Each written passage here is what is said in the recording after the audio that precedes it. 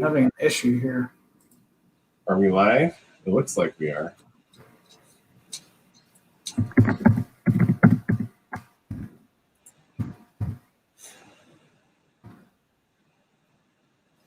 It says it's live anyway. All right, good. It's one of those days. How's everybody out there doing in Facebook land? Has everybody survived the shopping, the turkey, all of that? Or the lack thereof, maybe. Or the lack thereof. If you're normal, you're probably in your layout room right now. You're in your workshop, you're in your garage, you're in where you work on your stuff, and you're seeing the two of us. And you're not at one of the large box stores. So good afternoon, everybody. Thanks for showing up. Jim, of course, and I always get it wrong. It's Janik out there in California. Yeah, we'll just do this. Janik, did you have a good Thanksgiving? Yeah, I did. Like I said, I had a Zoom Thanksgiving with some family members. And so, very cool. Yeah, I mean, it was fine. It wasn't what we all wanted, but it's the better option, I think, given the circumstances. So. Yep. I know here in Illinois, it's not any better. It's gotten a little bit worse, and we played it safe too. And the good thing about us railroad guys is I heard somebody else say it earlier. I don't know if it was Tony Cook or Ken or who it was, but they said, you know what? We've been doing this for a while. We're ready. So, with that being said, I want to say hi to everybody out there. Hey, Matt, Rocky. I see Tony Cook out there. How you doing, Tony? I got Felix, the rail fanner, and Plane Spotter. Got the A-Train out there. Glad you guys could show up. We're going to go through real quick and show you what we're going to be doing for December. Before we move on to that, I just want to let you know you still got some time to get your SD70 ACUs and a lot of the other cool stuff that we talked about the last few weeks. So if you're done running around to the big box stores and stuff, go to your dealer and say, hey, you know what? It's time for me to get something for the layout. So go ahead and sign up for one of those great models. That way you won't have to hunt for it next year when it comes out. And speaking of stuff, we got some new stuff today. And I heard a rumor that there's a GP9 in there. That's what I heard. I heard there was a lot of good locomotives in this month. Yeah, I don't know. I'm looking for a sign of what kind of GP9 we might have this month. That's probably a UP. Let's check it out. Not again, yeah. Let's add to the screen here, and well, yes, it is a GP9, and we've got starting off the Canadian Pacific in the multi-mark paint scheme, and personally one of my favorites. And then from your neck of the woods, you've got the Santa Fe. Was it technically called the War Bonnet? I don't know. I've heard different names for that scheme. I've heard Yellow War Bonnet, Freight War Bonnet, Yellow Bonnet. But then, of course, they had the yellow and silver units too. So is that also a Yellow Bonnet? Probably. I think it's a War Bonnet. It's just yellow and blue instead of red and silver. Yeah. And it wasn't too common of a paint scheme on those engines, but it was out there, especially in the early 70s. Yeah. It's 72 to 1980. Yeah, this will be a great locomotive for our guys out there, anywhere from Chicago on west. And what is one railroad, Janik, that you and I have been getting a lot of requests for lately? Oh, is it TH&B? Is that the one? And wouldn't it be great if we did a TH&B Jeep 9? Man, look at that. Wow. Look at that is cool. Yeah. That is cool. I see why people have asked for this. I mean, that's a really nice paint scheme. I mean, we knew it was, but there's been a lot of requests for this model, and we're offering this in 3 different road numbers. Really nice looking locomotive, and this represents Janik, you said this represents a locomotive in this paint scheme from about the 1960s onto the 1970s. Yeah, 3 road numbers, which is all 3 road numbers that they had. And so you're well on your way to a full TH&B roster with these. And they were kind of funny to research. They were some of the first GP9s ever built in Canada, and they got a lot of weird body details. Some of the details are like a GP7, and some of them are like a GP9. It's kind of interesting to look at them. Yeah, those are cool. Okay, so I'm definitely going to have to get me one of these. I mean, that's really cool. Let's see what else we've got here. And of course, guys, like we've done in the past, the month of December, we'll go into detail on all these. Just today, we would just want to give you a brief overview of what we've got coming out today, and you can actually start talking to your dealers about these items today. Yes. Well, hey, I think we've had requests for this too, haven't we? Louisville and Nashville. Is it Louisville and Nashville or Louisville and Nashville? It's Louisville and Nashville. Louisville and Nashville. See, you can teach an old New Englander new tricks. Yeah, Louisville and Nashville. Yeah, this is the yellow winged scheme, yellow with the gray body. This was anywhere from the late 1960s and up. And the cool thing about these is we've got some of the passenger units with the torpedo tubes, and we've got the freight units that didn't have the torpedo tubes. So you got a nice variety there in details, two numbers of each one. Yeah, no, that's another one that's really cool. I mean, one that we haven't seen much, lately, but we have had requests for it, and this is good, like you said, from the late 60s into the 70s. Yeah, basically all the way up until family lines, and some of them got repainted, and a lot of them didn't. So, well, let's see what else we've got in there. We've got some great offerings in the GP9 this month, and what's this? Let's see. My computer's not working for me. That's clear. Great, yeah. Huh. Well, I can see part of it. I can see part of it. It's going there. So we got some Boston and Maine. It's like what Boston, a coincidence. or at least most of it. Yeah, well, the Boston and Maine, of course, they had quite a few GP9s. And, wow, I apologize. I'm not sure why my screen has frozen. There it goes. Now these PDFs are funny, man. Well, see, now it's going ahead. Oh, wow! It's been for those that don't know that are watching in TV land out there. We have had nothing but technical difficulties all day. I think what we need to do is get one of those little cards that say, please stand by. Hold it up. Wow, this thing is really frozen up on me. Oh yeah. Well, we'll talk about the Boston and Maine. Obviously, we know what's next because it's Union Pacific. But yeah, so the Boston and Maine GP9s. I had nothing to do with this, by the way. Janet was working on this a long time ago. True. Yeah. So I guess I'm going to have to buy all three of those. And these are this is actually my era. This is the Alan Dustin era of Boston and Maine when they were right in the middle of bankruptcy. They, the GP9s, we did them a few years ago in the original McGinnis blue, black, and white, and they were really cool. They were paint schemes. I always loved that. But the problem is like a lot of railroads in the past, they simplified them and they just kind of made them blue and white. So this is accurate for a locomotive that would be, early to mid 70s, right up until the rebuild program. Boy, this computer does not like that GP9. So we're just going to stop right there. Sure. But and then of course the next thing that we've got after the Boston and Maine Jeep 9 is we've got the Union Pacific Jeep 9s, and that's kind of a special release because not only are we doing the Union Pacific Jeep 9s in the 1950s, early 60s era, but we're doing it with the B units, which Union Pacific was only one of two to get B units, Pennsylvania being the second. But these go with something else that we're going to talk about a little bit later, don't they? They sure do, yeah. Let's see. I'll give it one more try and see if I can. No. It's stalled. I could make a Boston and Maine joke right here, but I don't want to get the few of us out there mad. I'm not sure if we're live on Facebook right now, Jim. Somebody was asking about it. So. Let's see. I'm going to go to the next screen here.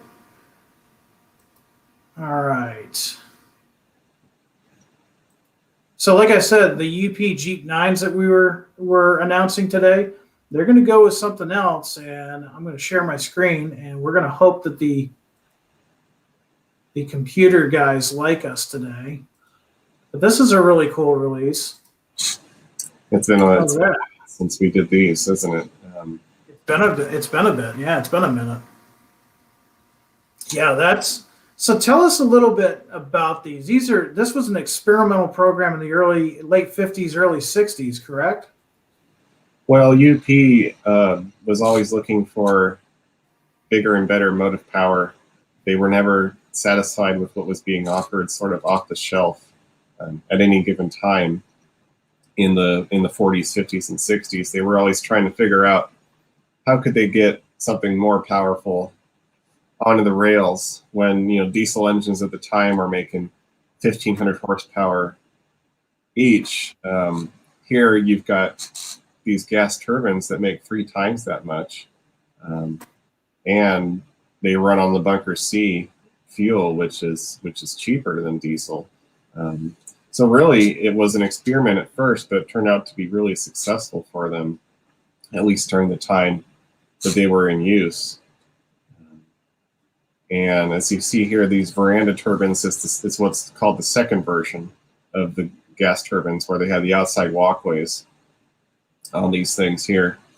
And we're offering a couple different versions. You see there on the 64, it's got the smaller lettering on the tender, which was a variation on the tender lettering. And then on the 67 there, we got the Union Pacific written on the nose, which was another variation that started showing up on some of these units. So got a few options there for detail versions. All these have the, go ahead, sorry. I was going to say, that's pretty cool. Yeah, and these all had the fuel tenders as well, which they got shortly after delivery to extend their range, because they had quite the appetite for fuel. So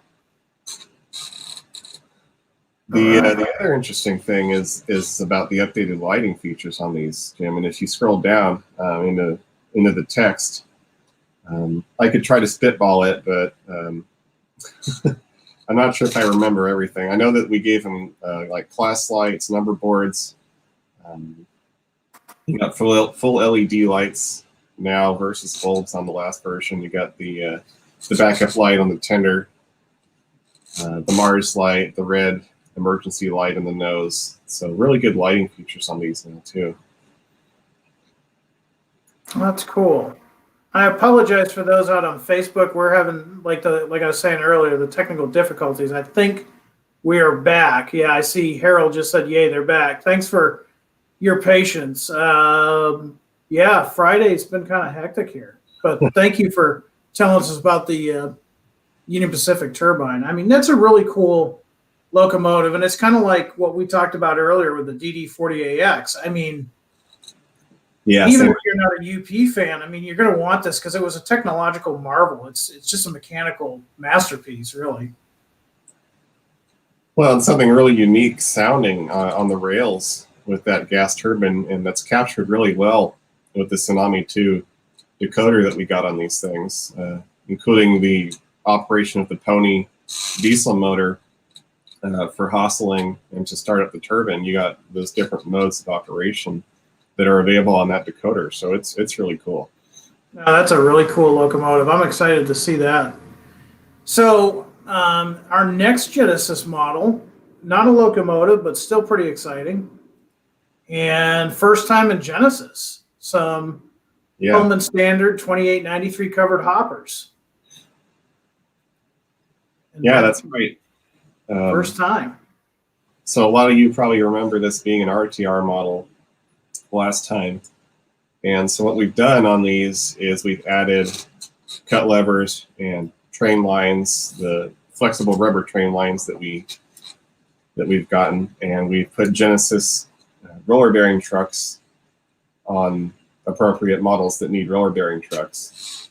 We've also got a new body tooled up, and I'm not sure if any of these road names use that new body, but actually we have an early and late body for these cars now. So yeah, just some added details, bringing in a Genesis line. It was already a nice car. We just added that few extra details to bring it up to Genesis level standards. And we got some new paint schemes here too. Like Yeah. the Great Northern Blue, I mean, that one's hard to miss. You got the Pittsburgh and Lake Erie, which is a nice early scheme with where they were painting black on the inner frames and the end cages. Or the slope sheets, I should say, was black on those. Just some other really cool road names for 1950s, 1960s era. This is one of the earlier covered hopper designs. So Yeah. No, very cool. I see at least one of the Great Northerns in my future. I always like that big sky blue. It's a cool setup. All right. Let's see what else we've got in our bag of tricks for today. there was only one blue one, hence we were only offering one road number of the blue ones. So Yeah, that's kind of a interesting story behind that. We'll have to get into that next time when we explore those a little bit. But yeah, sometimes something like that sneaks out, that one thing. definitely, yeah. Let's see. So I think it's time for another locomotive. It's not a Genesis, but it's definitely worth mentioning. It's a SD40. Oh yeah, the SD40s.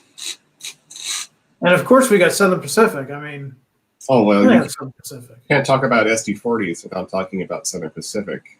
And Absolutely. Yeah. I mean, now this is different this time. This is the first time we're offering it with the Soundtrack's economy sound.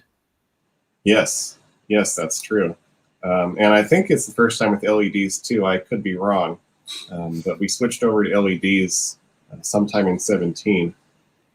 Don't remember when the last run of these was out, but it's either the first or second time for LEDs on this thing.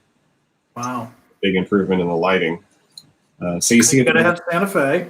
you got the two SP versions. You got the Santa Fe 1990s version. You got the flags on there, the lowered headlights. Guys have been asking for that stuff. The Utah. I mean, how could you not like that? Right. That's Yeah, great. that's a cool. Definitely. Those MK rebuilds. Yeah, that was the power for a long time. So. And you've got the nice thing too is it's not just, again, since these are, basically secondhand locomotives, you've got two ex CNO units and one ex Western Maryland unit. So that's cool. They got different details. They do, yeah, exactly. So they come from all over. Now here's a trip down memory lane. The old CSX paint scheme. This was after they started introducing the yellow for the grade crossing visibility reasons. Yes. And see, my computer's doing it again. The gremlins are hard at work today. That's for Oh man, they're doing a number today. They are doing a number on my computer. There we go. Yeah, Yeah. that's a cool scheme and one that's not usually offered too much. You'll see the regular, YN2 and such, but this is kind of after they went from that gray and blue scheme, and they're like, yeah, let's put some yellow visibility on here and see if that helps. Like apparently they were having some issues with grade crossings and such. So Yeah, who would have thought if you paint the engine entirely gray that it would be hard? yeah. Yeah, especially in parts of West Virginia and some of those places where there can be a lot of fog and stuff. So Yeah, true. yeah, one would wonder. So let's see what we already saw the next one. Of Sneak course, the peek computer's RX units. Yeah.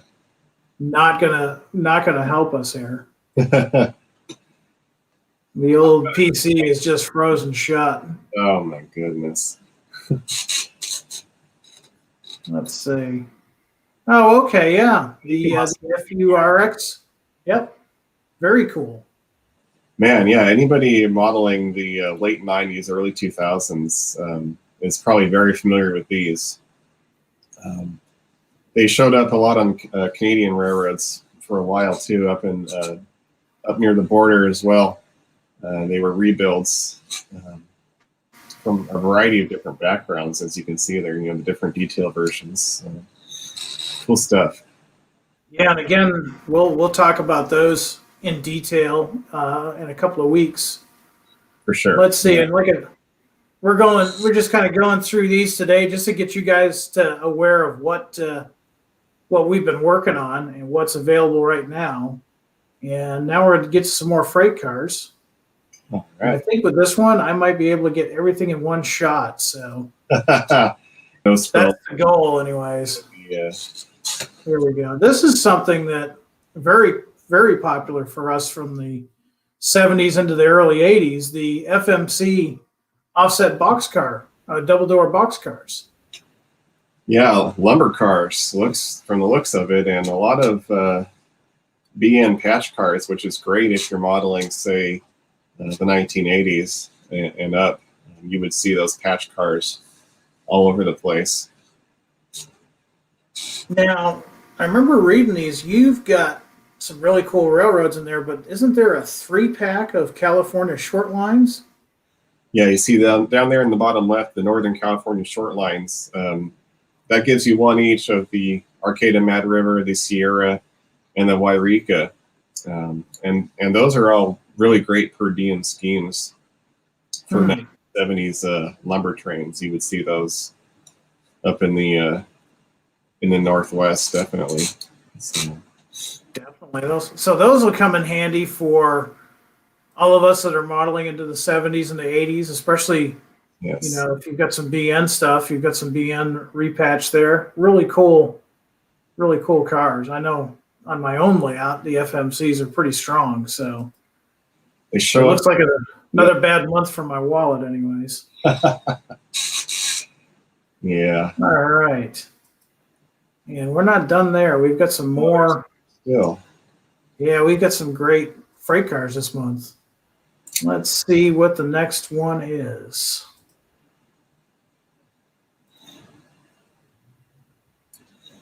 Looks like we got some bathtub gondolas. Oh, yeah. Okay. Now, what do we got here, Janik? We've got some Oneida and Western. That paint scheme looks a little familiar. Yeah, you guys remember those Dash 2s that we talked about a little while ago? Those are the cars to go with them, so you can make your Oneida and Western unit trains. Those are just what you need.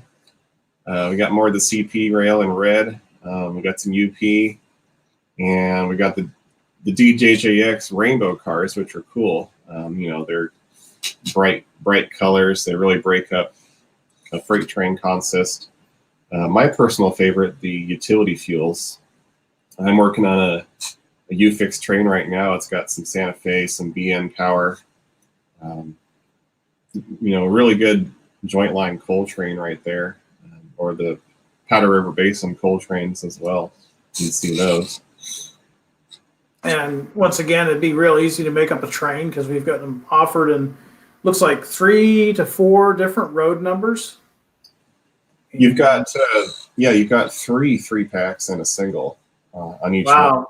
So that's a lot. That's a lot. Yeah, I mean that's a quick way to build a train right there. I mean that's perfect.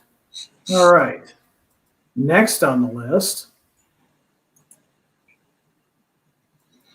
we haven't done the roundhouse. Should we do some roundhouse? Let's bring out some roundhouse. I mean, people like that. Some roundhouse. It's fun. Roundhouses usually got some neat stuff. So, how about a high cube boxcar? Well, these look cool. Yes. So these are 40-foot high cube boxcars? Yeah, a really interesting car. And the real ones, I believe, were some of them were in appliance service. A high cube 40-foot car, that's pretty uncommon. But as you can see, SP had in Cotton Belt, and then some of them went to Golden West service. What's really cool is the Arizona Eastern. I saw one of those not even 5 months ago over. So 40-foot boxcar is still in service in 2020. Wow. Carrying copper concentrate. I mean, that's pretty incredible right there. So it is, yeah. And I'm willing to bet that these Burlington Northerns right here were the original CB&Q cars that were used for appliances outside of Galesburg, because I remember doing a lot of research on those. They did a lot with Maytag, and before Maytag, I think it was. No, I can't remember the name off the top of my head, but yeah, I bet you those were originally CB&Q cars at one point. You got the Penn Central, so there's some great roads there. And, once again, like you said, you got a little bit of everything from different eras. Yeah, you got some Pride for Grind. It's all there. So it's awesome. Now, I saw a comment earlier, I think it was before we went live, and this fellow N-scaler, he was lamenting. He's like, well, I guess it's time to see all the cool HO scale stuff and wish us N scale guys could get it. And it's like, yeah, I feel you. But you know what? We're getting better. We've got some, we do have some items here that we're going to show you here, because now we've got some N scale stuff. And let's bring up the N scale stuff. And I think, let's see here. We've got some more FMC. So you guys that are modeling 1970s into the 80s and N scale, we've got something for you. Here we go. These look kind of familiar, don't they? Yeah, those offset double door box cars, HO scale and N scale. And you're also doing them in the 3-pack for the Northern California short lines, just like the HO. Exactly. Yeah, same thing there. So if you're really torn, between the three of those, you can satisfy it all with just one purchase of the 3-pack. Yeah. Get a nice variety. I mean, yeah, that's a great setup. So instead of just looking at the HO scale longingly thinking, man, I wish I was an N scale.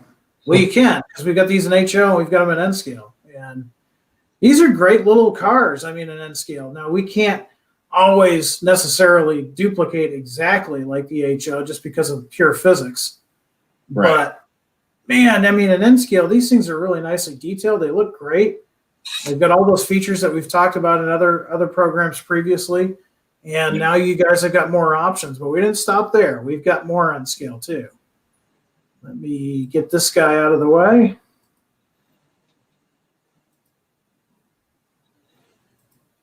And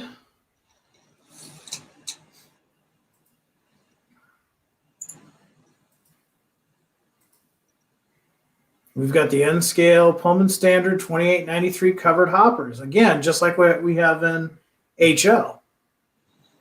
Cool. And I don't know, Janet. If we've run these before, it was a while ago. Yeah, it's been a while for these things. And the N scale card, it's not. We don't have Genesis. We don't differentiate that in N scale. But the N scale version is a really nice car. It has a lot of fine detail, which is kind of hard to get in N scale, especially on those ladders and N cages and the stirrups. Like you said, the body mount couplers, the metal wheels, the painting and printing being what it is, it's a really great car. Yeah, you bring up a good point. One of the things that's really makes this car shine is those body mount couplers, because in the past, again, just talking the physics, the way these cars are, it was so much easier for manufacturers just to have a Talgo type truck and not deal with all that detail. And not Athearn. We's like, nope, we're not going to do that. And these things just look great. And they hold up really well to the camera. So Townie 72, I see out there. I feel you. Another N scale guy to another N scale guy. We're always trying to help out our N scale brethren, and it's true. HO has the lion's share of the sales and the hobby, but N scale is making some inroads. We're starting to see some really nice N scale stuff recently, so we won't forget the N scale guys. It's pretty incredible how N scale has evolved from pretty much a novelty, in the 70s, and kind of a joke scale for a lot of people, and now it's one of the best running. It's got one of the widest selections of equipment, and it's very space efficient too. So it really is. And just recently it's become a scale that you can actually do operations on. For a long time, when it first came out mid to late 60s, it was kind of like you said, a novelty. Yeah. You know, you could run it around in a circle on your desk and it was cute and that was it. But the guys in 2-Rail O and HO, they did the real operations. And now it's really changed, especially in the last 10, 20 years. And a lot of my operations is in N scale. So these will just add to the authenticity of your small N scale type switching layouts or industrial layouts or anything of that nature. Absolutely. So, all right. Well, so we got a great month. There's a lot going on here at Athearn, isn't there? I'm almost out of breath. Yeah, from talking. You know, speaking of a lot going on, we'll have details coming up on our Train Tuesday, the 1st of December. But we're kind of getting in the holiday spirit around here, aren't we? That's right. We're cooking up something for our viewers, right? Something they might be interested in participating in, right? Right. You know, it's one of those times of year where, you know, the holidays and model railroading or trains in general just kind of go together, you know, like chocolate and peanut butter. And we thought, you know, it'd be great to fill our social media thread with some cool pictures, you know, whether they be winter pictures or holiday pictures or just, you know, families having fun with model trains. And we thought, you know, there's only a few of us here at Athearn. We'd really like to see what you guys out there are doing. We want to see what you're up to.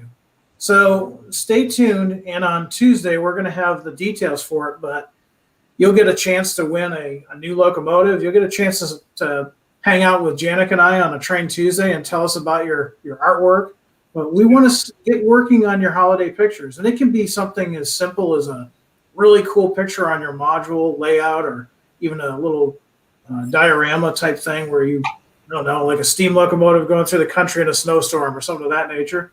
Or if you've got a really cool picture of generations of modelers coming together and working on a Christmas display or holiday display or anything of that nature, you know, get a picture of it. Now, do realize that when you submit those pictures, we are going to put them on our Facebook page because we want to share them with everybody else. And like I said, at the end of the month, we're going to pick a winner, and that winner will get a new locomotive and a chance to be with Janik and I. We'll talk about your pictures. So get creative, guys. You got a few days to think about it, and we'll get the details out to you on Tuesday, Train Tuesday.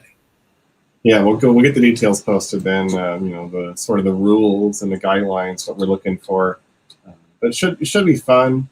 You know, we want to make this accessible to a lot of different people. This isn't going to be a hardcore modeling contest. We're not looking for contest level stuff here. But you know, we'll get more details next week for what's going on.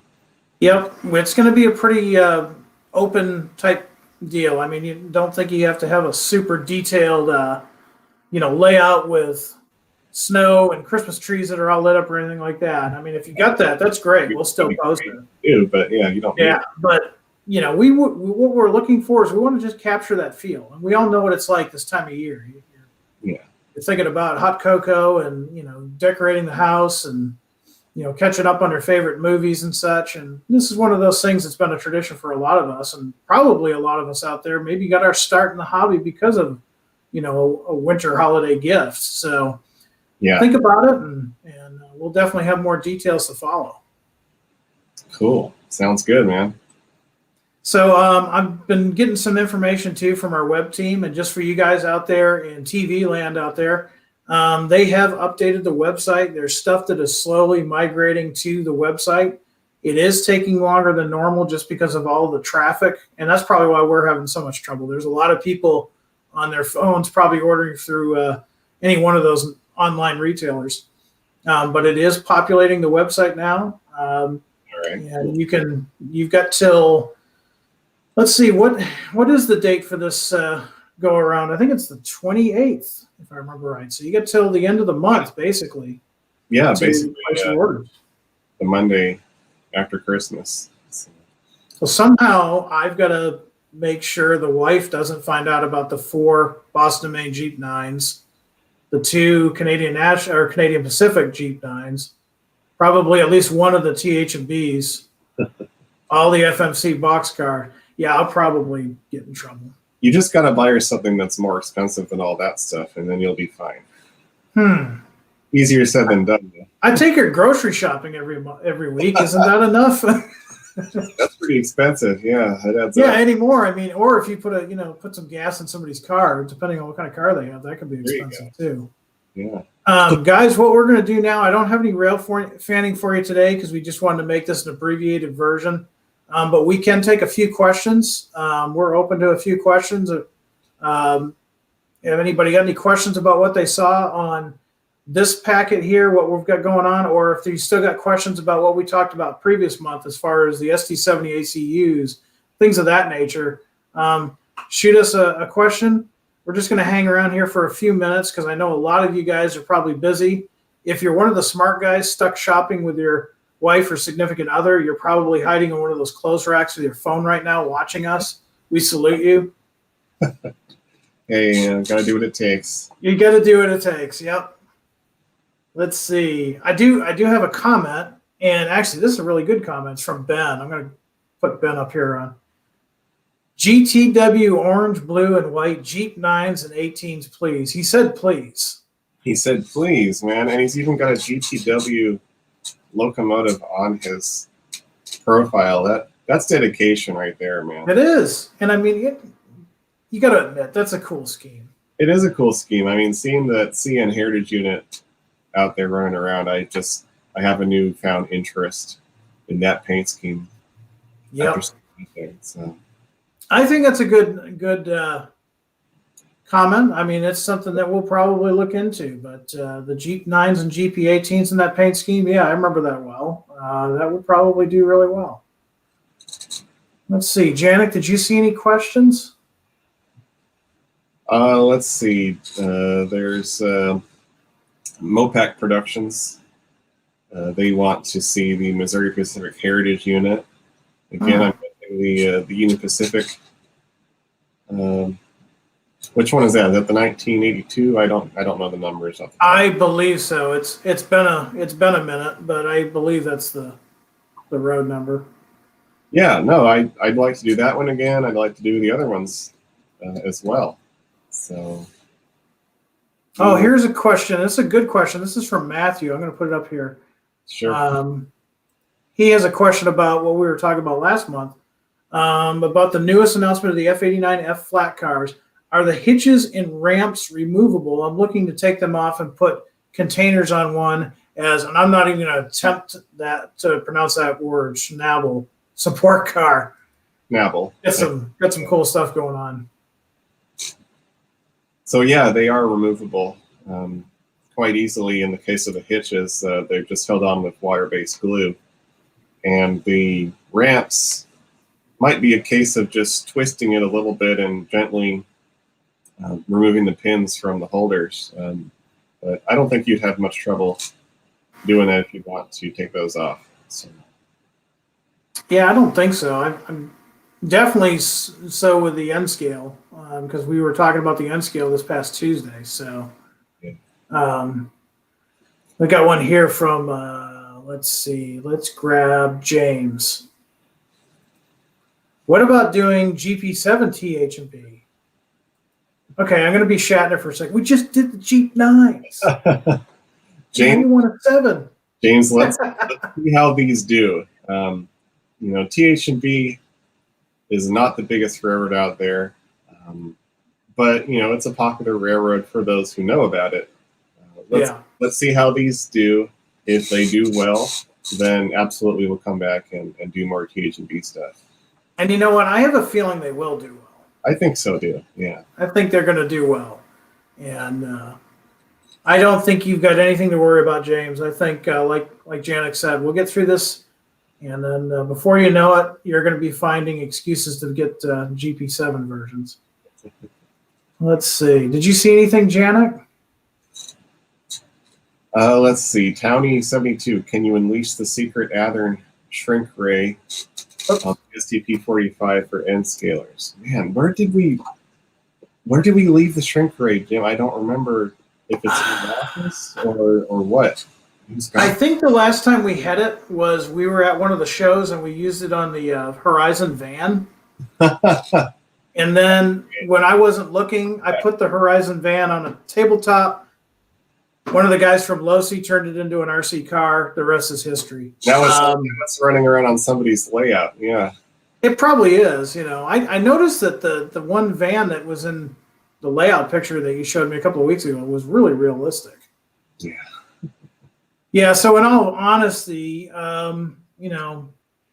N-scale locomotives. I mean, we've never said no to them, but at the same time, it's one of those things we got to be very diligent in how we choose stuff, I guess is the way to put it, isn't it, Janet?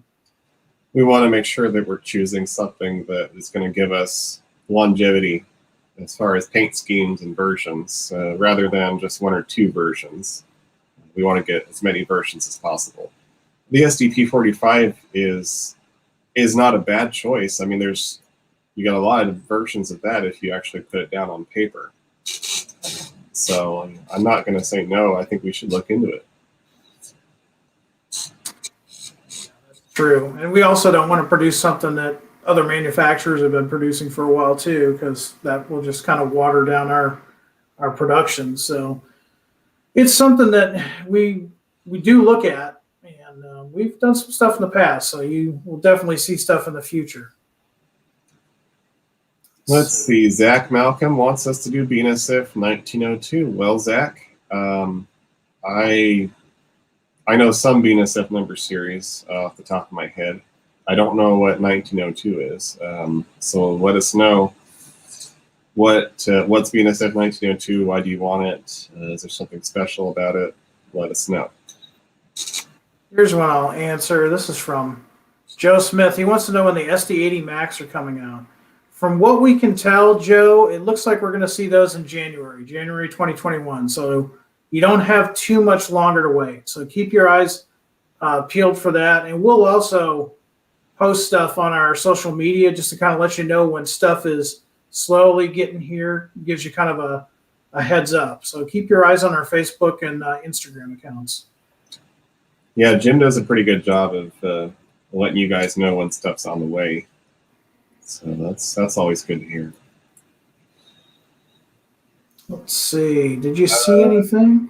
Shane wants more 40-foot containers and Genesis. I'm guessing Genesis GP60s, SD60s. He didn't specify which one. But Shane, let us know what kind of 40-foot containers are you looking for? What kind of 60s are you looking for? We know we love suggestions. I just actually worked on some 40-foot containers, and they're going to be announced, I think, with the next group. Okay. So we got more. We got more of those coming at least. And another thing you guys can do as far as like when stuff comes in, because we do this all the time because it's our job. But you can also go to the Athearn website, and we will update and occasionally stuff just because of the nature of everything that's going on. Sometimes things come in later than expected. Sometimes they come in early. I mean, obviously the main centrals hit me, broadside. I missed them. So, stuff comes in early sometimes too. But just check out the website. Check your favorite locomotives and such. And we got our web team does a great job of updating that information as soon as they can. So. If you can't reach one of us, that's one of your best options. Definitely.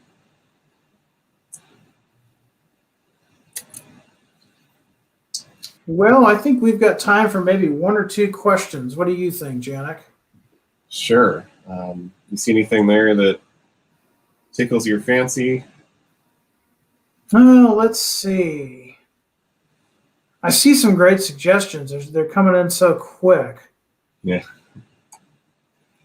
Well, let's see. Go ahead. Says we are overdue for some SD9s. Oh, yeah. And I think it's safe to say that his opinion is shared by others from what I've seen. And his opinion is noted by the team here. Duly noted. Yeah, I have a soft spot for SD9s, especially being a fan of the Burlington route. Oh, that's right. You can't talk about them without talking about that. And yeah, get the 24s. Cadillacs and the 6 axles. They got to see a lot of the former CB&Q SD9s run out the rest of their days up in Galesburg on the hump trackage. And they're long gone now. I'm glad I got those pictures when I did. Hmm. Well, I'm going to answer one more question, and then I think it's about time for us to eat some leftovers. Sounds Let's good. see. Oh, I got to find a good one. There's so many good. Oh, here's. Let's see. Man, you guys have got some great questions and stuff. Okay, I'm going to go with DTTM. He just gets right to the point. Chessie power. Chessie powered. Just right to the point. Doesn't matter what it is, as long as it's got a cat on it, he wants. Yep. Okay, so to answer your question / demand / request, probably in about 2 weeks, there's Chessie power is going to be in stock. Good one. So it's not a Jeep 9, it's not a Jeep 7, but it is Chessie. So if you really like that cool paint scheme, which not many people don't like it, I always like the Chessie paint scheme. Yep, you'll have a chance. Cool. All right. Well, Janik, I will let all of our fans out there go and get back to their railroad layouts. Hopefully you guys had a chance to work on your layouts this weekend or your modeling. And like I said, think about that contest that we're going to be doing starting Tuesday. I hope you guys all had a safe and happy Thanksgiving, all of you guys stateside and U.S. citizens stationed abroad. I hope you had a good holiday. As we come into the holiday season, I just want to say stay safe and be healthy and have a good time. So I'm going to sign off here, Janik, from Illinois. Everybody have a good rest of the holiday weekend. High greens, everybody. Thanks a lot, guys. See you later.